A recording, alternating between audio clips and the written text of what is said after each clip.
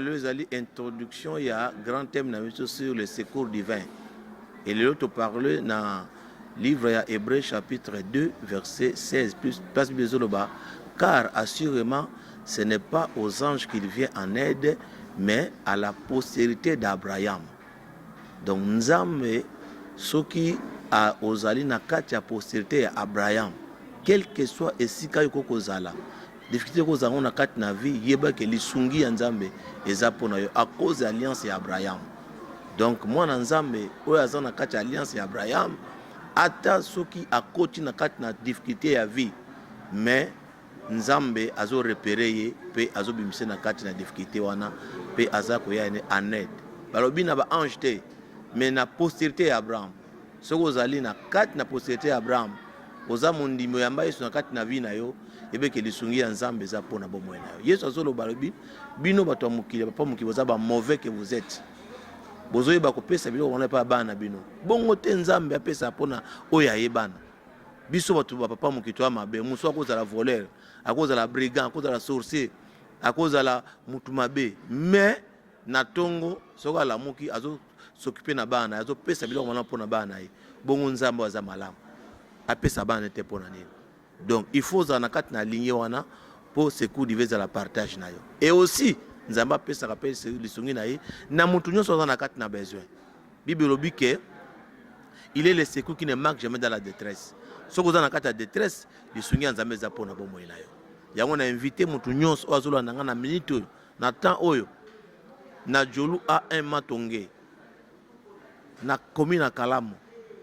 Naza invité na quatre na programme parce que tous nous avons besoin de secours divin, quel que soit rang na yo, quel que soit mbongo zanango, quel que soit grade zanango na quatre na vie, mais l'homme a toujours besoin de secours divin.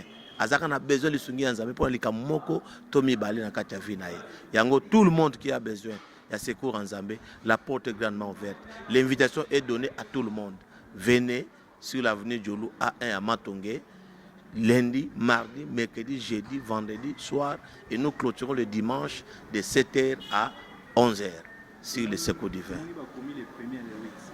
Et du 1er au 8, donc il y a déjà les lots dimanche. Donc dimanche, comme il y a un programme, donc tout le temps, le lobby lundi, si Nicolas n'a pas 17h, 19h30, tout ça, pour nous palper le secours divin. Nous en avons besoin parce que nous avons des problèmes qui nous dépassent, qui demande l'intervention ou le secours de Dieu. Il faut que na kat na vie na biso Nzambe pour secourir biso pour toloba jusqu'ici l'Éternel nous a secouru. Ebenezer.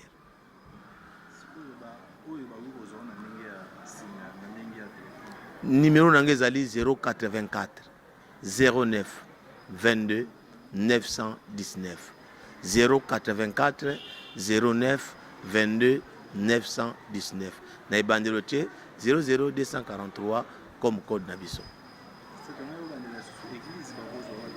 Église na Jolu A1 na commune ya Kalamu na quartier Matonge. Oye au commune na Victoire au Matimo Moke le na VV Center au on avenue Jolu au côté na gauche. So uti kota Kitambo au kiti na Koet au tuni avenue Jolu A1 na L à Matonge parce que na Kasavu Pezali mais beto na L ya Matonge za place au boss na te na coin déjà ya presque Kasavu wana au moins la police za wana pe pancarte na monsieur za wana ba ko diriger yo non loin na pancarte wana au koma na place église ezali moi le sang pour na bato ba na sambeli comme le secours divin eza pona moto nyonso za na besoin Nzamba sala ngona kati ya vie ya moto nyonso o aza na besoin na temps oyo aza malade aza na hôpital aza na ba difficulté aza tourmenté pour la rentrée scolaire abana tourmenté na kati ya libala lisungi ya Nzambe ekita na kati na bomo na ye et localiser ye pe mona ye na kombo na Yesu Masia et raté yote semaine oyo vive lisungi ya Nzambe na kati na bomo na yo pe otatula miracle ya Nzambe pe oyo ba ke Nzambe asungaka bato na tango pasi. Soyez bénis au nom de Jésus.